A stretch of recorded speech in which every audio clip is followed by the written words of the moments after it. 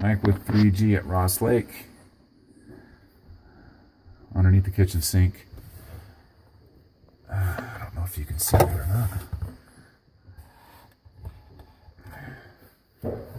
This thing's dripping water. You can see my hand, how it's wet. So what we've come up with is we already done a leak test on the roof, and we were confident that it wasn't coming from that area. But you can see all the water. I was running out of options here, and I thought that it could be maybe the caulking behind the actual sink. That maybe, when you're doing your everyday, dishes or whatever, that sometimes water will get on this side. And you can see that it does need to be sealed. So we thought that was a possibility. But I know that these single valve faucets are notorious for leaking around these walls. Right here is a little pivot, and around the bases, and we just kind of turn it on and move it back and forth, and it's running down the line and then building up here and then going through the ceiling. And so I'm going to walk downstairs and kind of show you what we think is going on.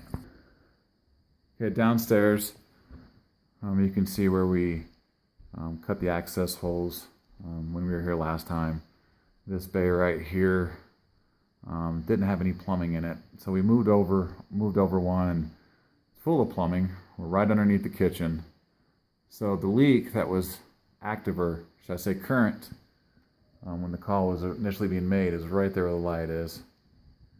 And you can see they got the bucket and their pool table covered, so you can kind of see the little blemish there, I think. If you can't, it's right where the light is. So you have the current leak here, which is right underneath that cold supply line that feeds that faucet. And I also have some still pictures that you can reference to, and you can see, and I'll draw some stuff out on these still pictures, and you can see what I'm seeing as far as what I believe is happening. That cold water is running down the faucet, down the supply line, past the stop valve, through the floor, and following that half-inch copper line, and it turns right here where the light is, and at that elbow, and it's kind of just dripping on the bottom of the elbow, and then it's actually running a little bit this way towards me.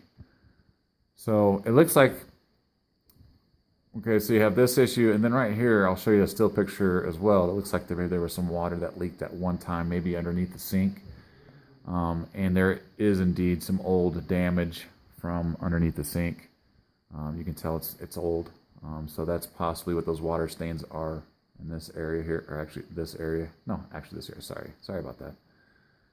And then right here, the reason why I cut right here initially is because the drywall tape was compromised right here, and it still even leads to about right where my light is.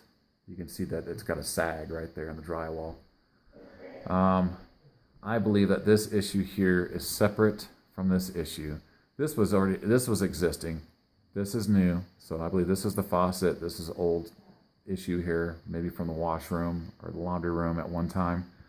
And then down that way, past the light, that flush mount light right here, you can see that little crease right there.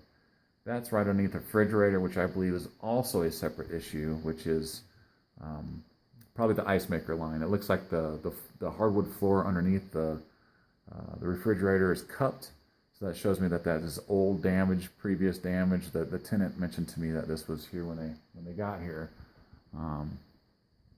So I believe that this is old damage, an old issue, which I believe has been resolved up to this point. And then this new one, which is kind of sneaky. Oh, there it goes right here. This is the new one. This is the one that the current tenant noticed was dripping from the ceiling. So I'm going to recommend replacing the faucet. You could potentially replace just the cartridge, but I think by the time you replace the cartridge, you wait for the cartridge, order the cartridge, wait for the cartridge, put the cartridge in.